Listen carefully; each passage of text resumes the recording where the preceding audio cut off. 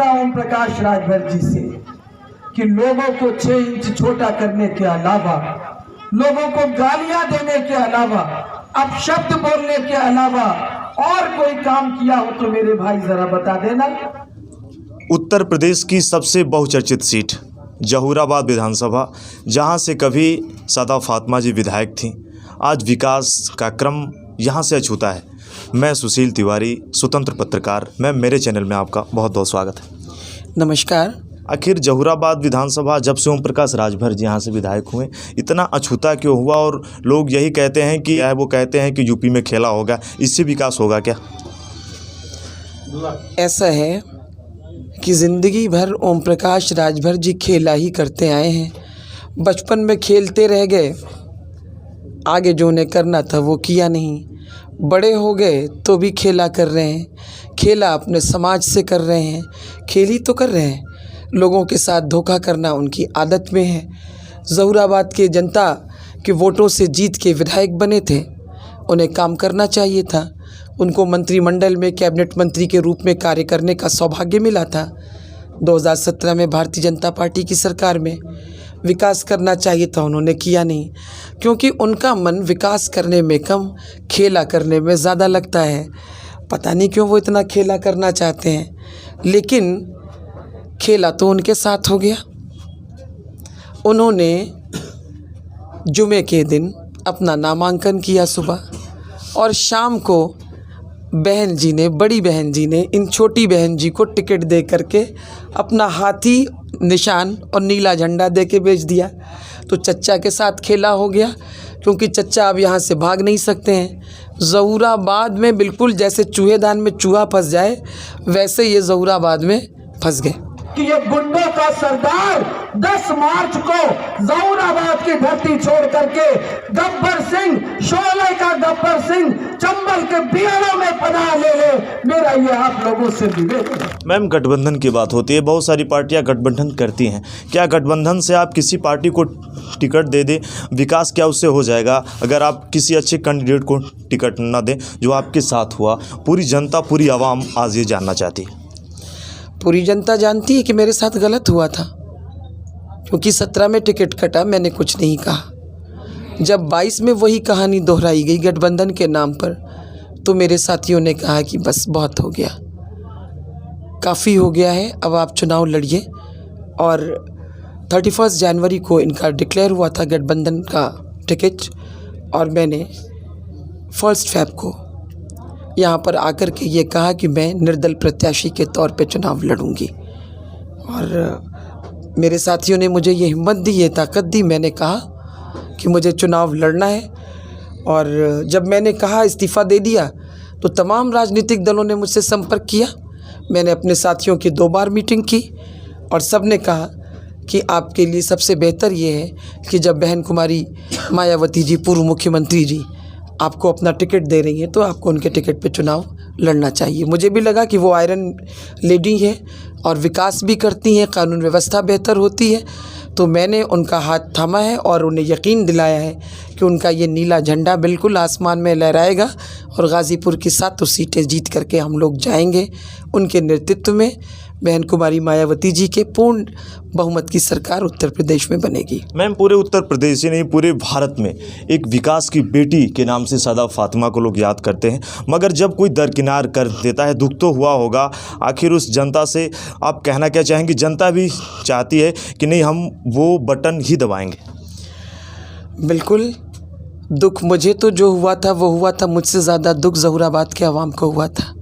तभी तो उन्होंने मुझसे कहा कि आप नामांकन कीजिए।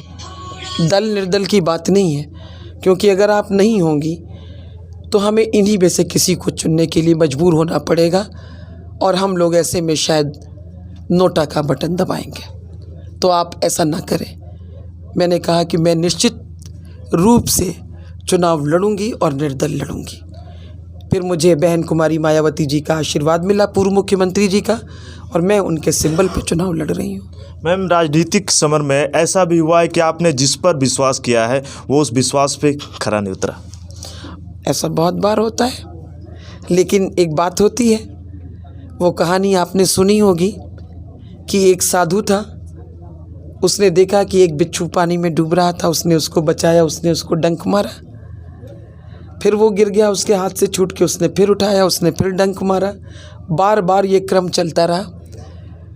तो उनके शिष्य ने उनसे पूछा कि आप ऐसा क्यों कर रहे हैं जबकि ये आपको बार बार डंक मार रहा है? तो उन्होंने क्या जवाब दिया? उन्होंने कहा कि वो बिच्छू होकर के जब अपना स्वभाव नहीं बदल सकता तो मैं तो साधु हूँ, मैं अपना स्वभाव कैसे त्याग दूँ? तो जिन्होंने मेरे साथ जो भी वो होता है वो हो रहा है। मैं जान रही हूँ आप मेरे कुछ साथियों की बात कर रहे हैं जिन्होंने ऐसा किया है, तो वो उनका स्वभाव था, ये मेरा स्वभाव है। मैं सबको विश्वास में लेती हूँ, विश्वास करती हूँ और विश्वास ही जीवन का आधार है। मैं महिला सुरक्षा की बात होती है, महिलाओं के लिए बड़ी मिसाल हैं आप, मगर किसी भी सरकार ने वो चीज़ किया नहीं। महिला सुरक्षा की बात होती है, आखिर आज तक किसी ने कर नहीं पाई। और यहाँ से जहूराबाद की जब आप विधायक बनती हैं तो सबसे पहला दायित्व क्या है कि सादा फातिमा जी को सबसे पहले वो करना है? देखिए, मैं वो काम करती हूँ जो सबको साथ लेकर के होता है। मैंने अगर सड़क बनाई है तो उस पर महिला पुरुष दोनों चल रहे हैं, अगर ब्लॉक बनाया है तो दोनों को सुविधा है। और मैं ये चाहती हूँ कि महिलाएं आत्मरक्षा में आत्मनिर्भर हो जाएं। इसके लिए मैं यहाँ पे एक सेंटर खोलना चाहती हूँ जहाँ पर उन्हें आत्मरक्षा की ट्रेनिंग दी जाए, जूडो और ताइक्वांडो की, ताकि उन्हें किसी के ऊपर निर्भर न रहना पड़े। जो कभी अभी किसी ने सोचा नहीं, लेकिन मैं सोचती हूँ ऐसा, क्योंकि मैं जब समाजवादी पार्टी में थी और उस सरकार में मंत्री थी तो रानी लक्ष्मीबाई महिला सम्मान कोष की स्थापना हुई थी। उससे विभिन्न क्षेत्रों की महिलाओं को सम्मानित किया गया था। तो और मैं उसी की तरह से एक बाल कल्याण कोष का भी गठन करना चाहती थी, ताकि जो अनाथ बच्चे पढ़ नहीं पाते हैं उन बच्चों को उच्च शिक्षा दी जा सके। वो केवल कताई बुनाई सीख करके ही अनाथालयों से बाहर ना आए, बल्कि मैं चाहती थी कि उस देश के ज़िम्मेदार नागरिक बने और डिफेंस की सर्विसेज में जाएं, आर्मी में जाएं, नेवी में जाएं, एयरफोर्स में जाएं, डॉक्टर इंजीनियर बने, जिसमें जो भी टैलेंट है उसका विकास हो।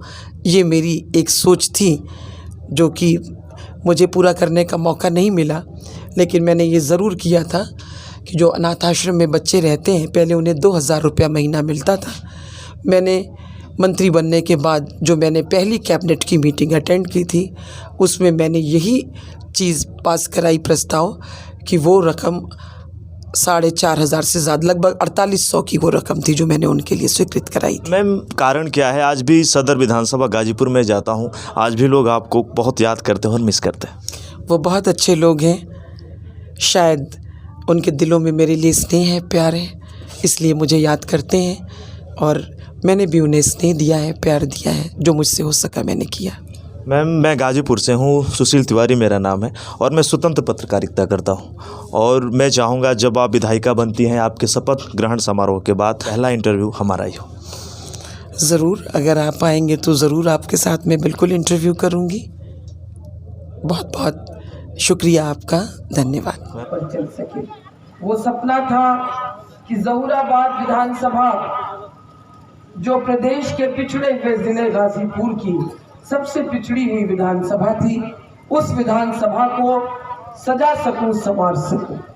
मैंने 2012 से लेकर 17 तक ईमानदारी से इस जहूराबाद विधानसभा के आंचल में, अगर मैं कहूं कि मैंने विकास के सितारे टापने का काम किया था, तो यकीन करें आप कि लोगों ने यकीन किया था कि हाँ, उनकी बेटी ने अगर सड़क बनाने का वादा किया था तो मऊ यूसुफपुर मार्ग को बना करके दिया। उतना ही नहीं, कठवा मोड़ से लेकर कासमाबाद तक की सड़क बनाई। एक दो नहीं, कम से कम छोटी बड़ी मिला करके 1000 से लगभग सड़कें बनाई। और खुद आपके उस पुरहा गांव में अभी प्रभाकर जी ने आपको बताया कि यहाँ भी मैंने सीसी रोड और इंटरलॉकिंग का कार्य किया था, 3 रोड का कार्य। मैं जहाँ भी जाती हूँ अक्सर मुझे अपने काम खुद याद नहीं रहते, लेकिन जहाँ जाती हूँ वहाँ हमारा भाई बता देता है कि इस जगह पर आपने विकास का एक दिया जलाया था जो आज भी जगमगा करके रोशनी देने का कार्य कर रहा है। प्रयास किया, उस सपने को हकीकत में बदला भी। लेकिन शायद कई बाधाएं रास्ता रोकने को तैयार थी। सन 2017 आया, चुनाव होना था और समाजवादी पार्टी के तत्काल राष्ट्रीय अध्यक्ष माननीय अखिलेश यादव जी ने, हालांकि वो उस समय तक अभी राष्ट्रीय अध्यक्ष नहीं बने थे, तब राष्ट्रीय अध्यक्ष उनके पिताजी माननीय मुलायम सिंह यादव जी थे। और हम कह सकते हैं कि राष्ट्रीय अध्यक्ष के पद को लेकर के रस्साकशी चल रही थी और हम लोग उस परिवार में छिड़ी जंग का शिकार हुए।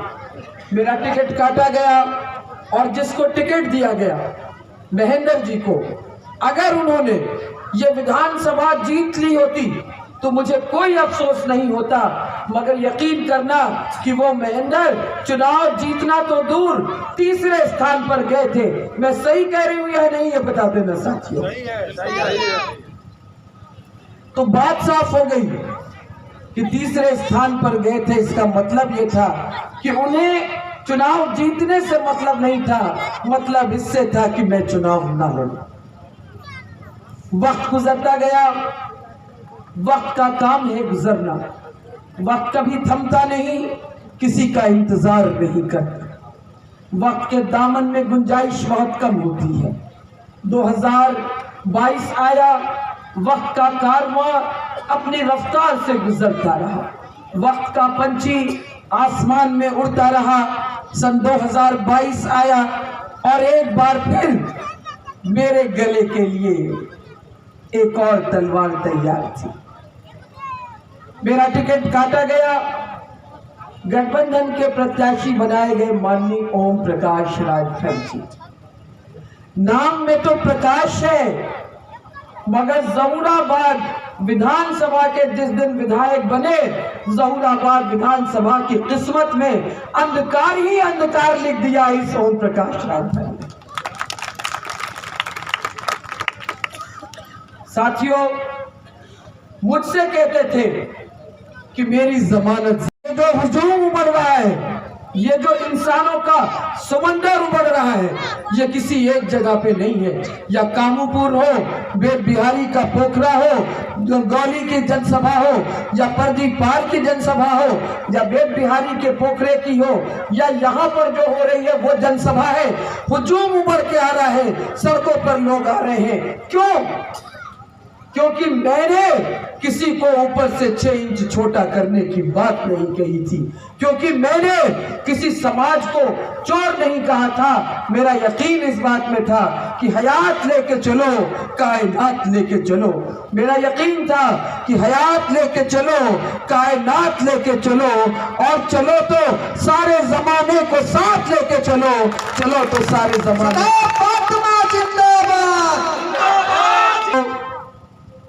मेरा एक सपना है कि मैं कासमाबाद में जो 100 बेड का हॉस्पिटल मैंने बनवाया था, उस हॉस्पिटल को अपग्रेड कर सकूं और सुपर स्पेशलिटी हॉस्पिटल बना दूं, ताकि यहाँ की जनता को हर वक्त मऊ भागने की जरूरत महसूस ना हो, उनका इलाज यहाँ पे हो।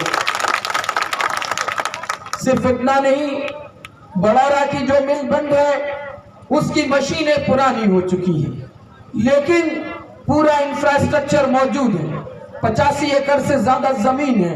इसलिए मेरी कोशिश होगी कि मैं बड़ौरा को एक औद्योगिक केंद्र के रूप में गाजीपुर के विकसित करूं, ताकि गाजीपुर के नौजवानों को, हजारों नौजवानों के हजारों हाथों को रोजगार मिले। बेटी है जो आपके सपनों को साकार करना चाहती है, सिर्फ कहती नहीं है बल्कि करती भी है। अगर मैंने कहा था कि कासमाबाद को तहसील बनाऊंगी, तो क्या कासमाबाद को तहसील बना करके यहाँ की जनता को समर्पित करने का काम आपकी इस बेटी ने किया नहीं क्या? और जरा इनसे पूछना ओम प्रकाश राजभर जी से कि लोगों को 6 इंच छोटा करने के अलावा, लोगों को गालियां देने के अलावा, अपशब्द बोलने के अलावा और कोई काम किया हो तो मेरे भाई जरा बता देना। ढूंढ के देख लेना, कहीं एक पत्थर ओम प्रकाश राजभर जी का नहीं मिलेगा, एक सड़क नहीं मिलेगी, एक पुल नहीं मिलेगा, एक अस्पताल नहीं मिलेगा, मगर आपकी इस बेटी ने पुल भी बनाया है, सड़क भी बनाई है, अस्पताल भी बना करके आपके चरणों में अर्पित करने का काम आपकी इस बेटी ने किया है। साथियों, चच्चा गए तो काले कोट अधिवक्ताओं ने चच्चा को खदेड़ दिया, आगे आगे चच्चा, पीछे पीछे काले कोट वाले, कोई कॉलर थाम रहा है तो कोई धोती पकड़ रहा है। नहीं थी। हमारी एक बहन ने कहा मटेरू यादों में ही जाती, मैं वहां पर गई तो कहने लगी कि कुछ काम था, उसने कहा कि माननीय विधायक जी से कहा था, हम चाहते थे कहे तो हमने कहा तो मिले कि नहीं मिले, कहा कहाँ मिले, मिलते तो कहते, तो हमने कहा तो मिले नहीं, कहा कहने लगा हमके जहिया मिल जाइए तहिया उनके चूड़ा मत्तिन कूट के धई दे।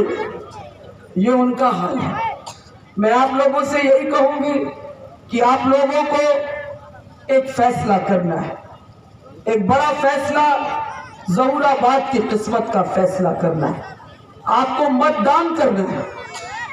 मतदान